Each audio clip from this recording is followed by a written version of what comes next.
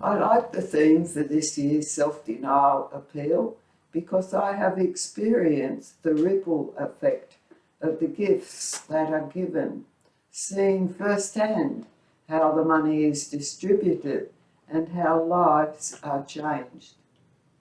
As an officer, I have spent over 20 years living and working in a number of developing countries.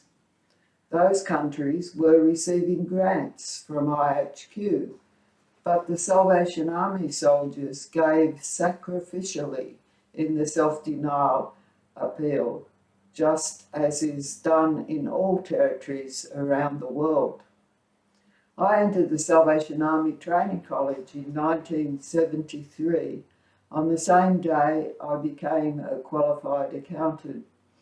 During training, I became aware of the need for finance officers in the developing world. I felt God called me, and I offered to myself for overseas service. My first appointment in 1975 was to Papua New Guinea as the finance officer. I learnt the language and the culture and loved the people. I was based at headquarters in Port Moresby and travelled to different centres to conduct audits. After 8 years in PNG, I was appointed to the Finance Department in THQ Sydney as the General Fund Accountant.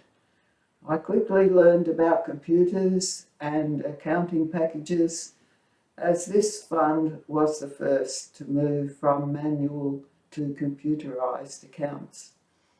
After 2.5 years, I went overseas again.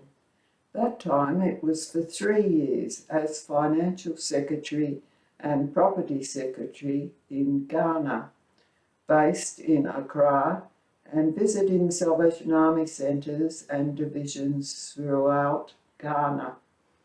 I then moved from West Africa to East Africa. I was Financial Secretary for the East Africa Territory, which included Kenya, Uganda and Tanzania in those days. THQ was in Nairobi. After 6.5 years, I returned to Australia in 1995 and had 3 appointments before being asked by IHQ to go to Pakistan as the Financial Secretary. There was a delay in obtaining a work permit for Pakistan, so for part of 1999 I was seconded to PNG. Then in 2000 and 2001 I lived and worked in Lahore. Further appointments back home in Australia followed. In the year 2005, I was appointed to IHQ as an accounts consultant and visited several developing countries on behalf of IHQ in that year.